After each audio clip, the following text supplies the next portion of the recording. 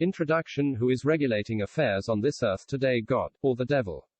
That God reigns supreme in heaven is generally conceded. That he does so over this world is almost universally denied, if not directly, then indirectly. More and more are men in their philosophizing and theorizing relegating God to the background. Take the material realm. Not only is it denied that God created everything by personal and direct action, but few believe that he has any immediate concern in regulating the works of his own hands. Everything is supposed to be ordered according to the impersonal and abstract laws of nature. Thus is the Creator banished from his own creation. Therefore we need not be surprised that men, in the degrading conceptions, exclude him from the realm of human affairs. Throughout Christendom, with an almost negligible exception, the theory is held that man is a free agent, and therefore, lord of his fortunes and the determiner of his destiny. That Satan is to be blamed for much of the evil which is in the world is freely affirmed by those who, though having so much to say about the responsibility of man, often deny their own responsibility.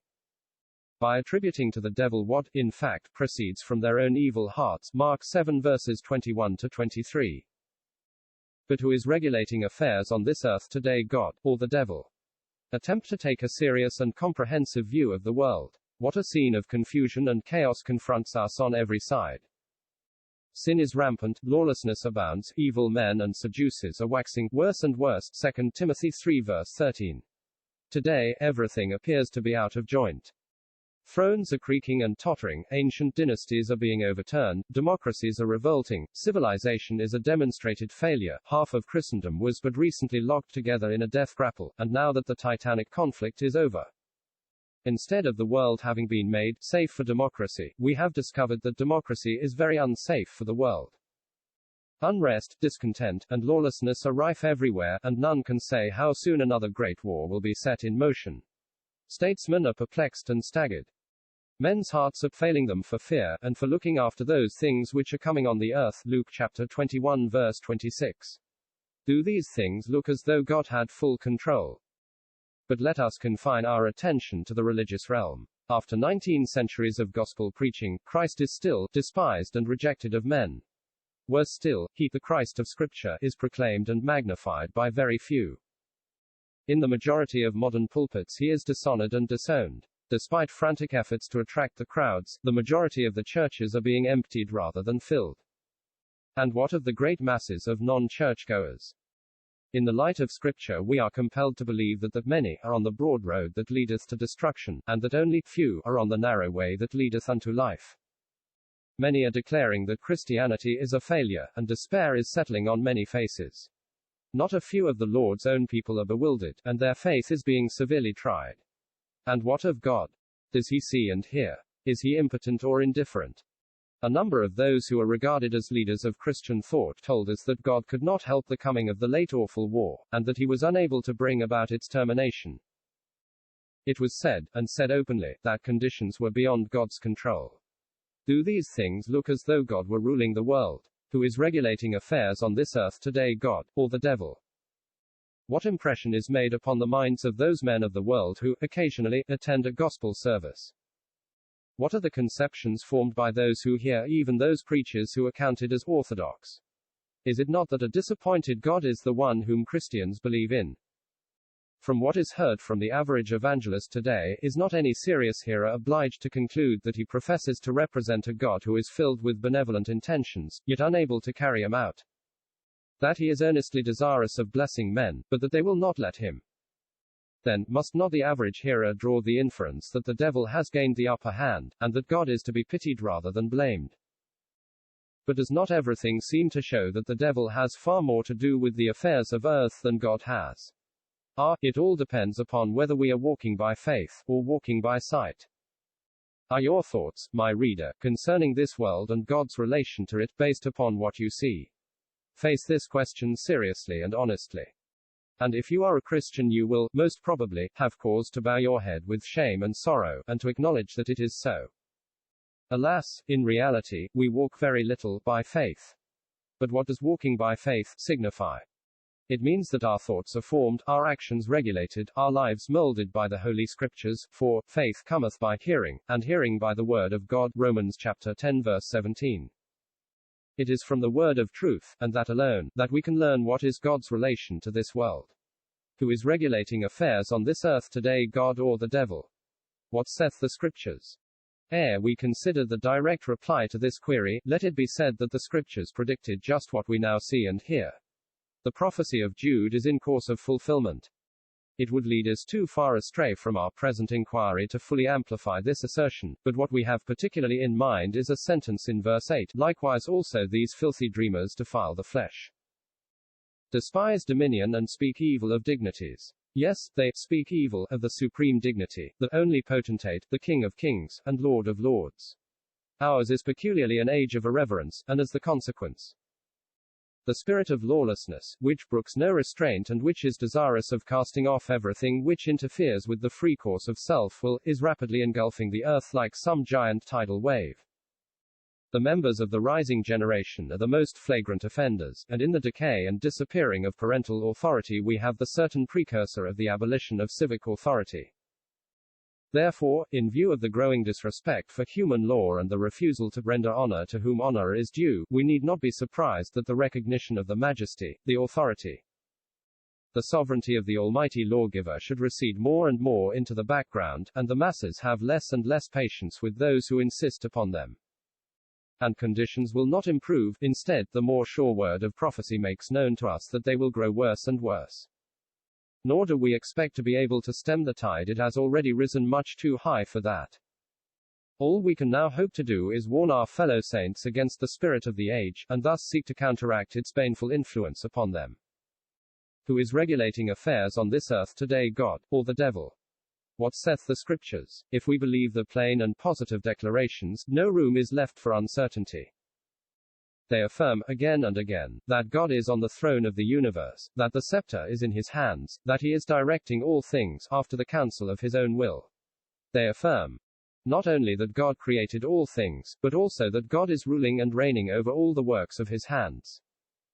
They affirm that God is the Almighty, that his will is irreversible, that he is absolute sovereign in every realm of all his vast dominions. And surely it must be so. Only two alternatives are possible: God must either rule, or be ruled, sway, or be swayed, accomplish his own will, or be thwarted by his creatures. Accepting the fact that he is the Most High, the only potentate and King of kings, vested with perfect wisdom and illimitable power. And the conclusion is irresistible that he must be God in fact as well as in name. It is in view of what we have briefly referred to above that we say, present-day conditions call loudly for a new examination and new presentation of God's omnipotency, God's sufficiency, God's sovereignty. From every pulpit in the land it needs to be thundered forth that God still lives, that God still observes, that God still reigns.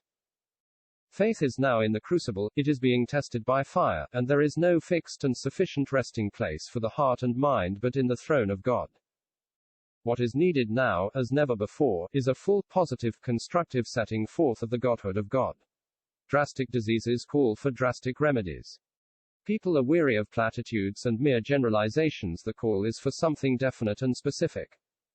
Soothing syrup may serve for peevish children, but an iron tonic is better suited for adults. And we know of nothing which is more calculated to infuse spiritual vigor into our frames than a scriptural apprehension of the full character of God. It is written, "The people that do know their God shall be strong and do exploits." Daniel 11 verse 32. Without a doubt a world crisis is at hand, and everywhere men are alarmed. But God is not. He is never taken by surprise. It is no unexpected emergency which now confronts him, for he is the one who worketh all things after the counsel of his own will. Ephesians chapter 1 verse 11. Hence, though the world is panic-stricken, the word to the believer is, fear not. All things are subject to his immediate control, all things are moving in accord with his eternal purpose. And therefore, all things are working together for good to them that love God, to them who are the called according to his purpose. It must be so, for of him, and through him, and to him are all things. Romans chapter 11 verse 36. Yet how little is this realized today even by the people of God. Many suppose that he is little more than a far-distant spectator, taking no immediate hand in the affairs of earth. It is true that man is endowed with power, but God is all-powerful. It is true that, speaking generally, the material world is regulated by law, but behind that law is the lawgiver and law administrator. Man is but the creature. God is the creator, and endless ages before man first saw the light, the mighty God, Isaiah chapter 9 verse 6, existed, and ere the world was founded, made his plans. And being infinite in power and man only finite, his purpose and plan cannot be withstood or thwarted by the creatures of his own hands. We readily acknowledge that life is a profound problem, and that we are surrounded by mystery on every side, but we are not like the beasts of the field, ignorant of their origin, and unconscious of what is before them. No, we have also a more sure word of prophecy, of which it is said, Ye do well that ye take heed, as unto a light that shineth in a dark place, until the day dawn, and the day star arise in your hearts. 2 Peter chapter 1 verse 19. And it is to this word of prophecy we indeed do well to take heed, to that word which had not its origin in the mind of man but in the mind of God. For the prophecy came not at any time by the will of man, but holy men of God spake moved by the Holy Spirit. We say again, it is to this word we do well to take heed. As we turn to this word and are instructed thereout, we discover a fundamental principle which must be applied to every problem, instead of beginning with man and his world and working back to God. We must begin with God and work down to man, in the beginning God. Apply this principle to the present situation. Begin with the world as it is today and try and work back to God, and everything will seem to show that God has no connection with the world at all. But begin with God and work down to the world, and light, much light, is cast on the problem. Because God is holy, his anger burns against sin. Because God is righteous, his judgments fall upon those who rebel against him. Because God is faithful, the solemn threatenings of his word are fulfilled. Because God is omnipotent, none can successfully resist him, still less overthrow his counsel. And because God is omniscient, no problem can master him and no difficulty baffle his wisdom. It is just because God is who he is and what he is that we are now beholding on earth what we do, the beginning of his outpoured judgments.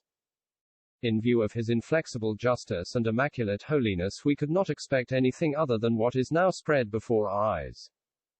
But let it be said very emphatically that the heart can only rest upon and enjoy the blessed truth of the absolute sovereignty of God as faith is in exercise. Faith is ever occupied with God. That is the character of it, that is what differentiates it from intellectual theology.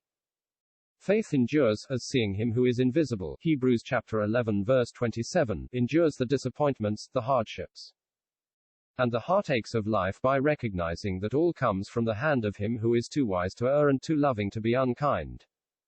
But so long as we are occupied with any other object than God himself, there will be neither rest for the heart nor peace for the mind. But when we receive all that enters our lives as from his hand, then, no matter what may be our circumstances or surroundings, whether in a hovel, a prison dungeon, or a martyr's stake, we shall be enabled to say, The lines have fallen unto me in pleasant places, Psalm chapter 16 verse 6. But that is the language of faith, not of sight or of sense. But if instead of bowing to the testimony of Holy Writ, if instead of walking by faith, we follow the evidence of our eyes, and reason therefrom, we shall fall into a quagmire of virtual atheism. Or, if we are regulated by the opinions and views of others, peace will be at an end.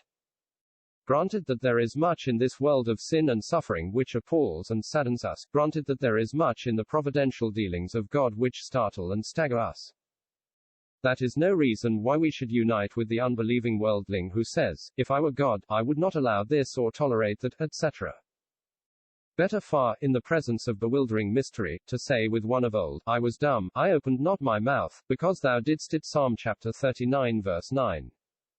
Scripture tells us that God's judgments are unsearchable, and his ways past finding out. Romans chapter 11 verse 33. It must be so if faith is to be tested, confidence in his wisdom and righteousness strengthened, and submission to his holy will fostered. Here is the fundamental difference between the man of faith and the man of unbelief. The unbeliever is of the world, judges everything by worldly standards, views life from the standpoint of time and sense, and weighs everything in the balances of his own carnal making. But the man of faith brings in God, looks at everything from his standpoint, estimates values by spiritual standards, and views life in the light of eternity. Doing this, he receives whatever comes as from the hand of God. Doing this, his heart is calm in the midst of the storm. Doing this, he rejoices in hope of the glory of God. In these opening paragraphs we have indicated the lines of thought followed out in this book. Our first postulate is that because God is God, he does as he pleases, only as he pleases, always as he pleases. That his great concern is the accomplishment of his own pleasure and the promotion of his own glory, that he is the supreme being, and therefore sovereign of the universe. Starting with this postulate, we have contemplated the exercise of God's sovereignty, first in creation, second in governmental administration over the works of his hands, third in the salvation of his own elect, fourth in the reprobation of the wicked, and fifth in operation upon and within men. Next, we have viewed the sovereignty of God as it relates to the human will in particular and human responsibility in general, and have sought to show what is the only becoming attitude for the creature to take in view of the majesty of the Creator. A separate chapter has been set apart for a consideration of some of the difficulties which are involved, and to answering the questions which are likely to be raised in the minds of our readers, while one chapter has been devoted to a more careful yet brief examination of God's sovereignty in relation to prayer. Finally, we have sought to show that the sovereignty of God is a truth revealed to us in Scripture for the comfort of our hearts, the strengthening of our souls, and the blessing of our lives. A due apprehension of God's sovereignty promotes the spirit of worship, provides an incentive to practical godliness, and inspires zeal in service. It is deeply humbling to the human heart, but in proportion to the degree that it brings man into the dust before his Maker, to that extent is God glorified. We are well aware that what we have written is in open opposition to much of the teaching that is current both in religious literature and in the representative pulpits of the land. We freely grant that the postulate of God's sovereignty with all its corollaries is at direct variance with the opinions and thoughts of the natural man, but the truth is, we are quite unable to think upon these matters, we are incompetent for forming a proper estimate of God's character and ways, and it is because of this that God has given us a revelation of his mind. And in that revelation he plainly declares, "My thoughts are not your thoughts, neither are your ways my ways, saith the Lord. For as the heavens are higher than the earth, so are my ways higher than your ways, and my thoughts than your thoughts." Isaiah chapter 55 verses 8 and 9. In view of this scripture, it is only to be expected that much of the contents of the Bible conflicts with the sentiments of the carnal mind, which is enmity against God. Our appeal then is not to the popular beliefs of the day, nor to the creeds of the churches, but to the law and testimony of Jehovah. All that we ask for is an impartial and attentive examination of what we have written, and that made prayerfully in the light of the lamp of truth. May the reader heed the divine admonition to prove all things, hold fast that which is good. 1 Thessalonians 5 verse 21.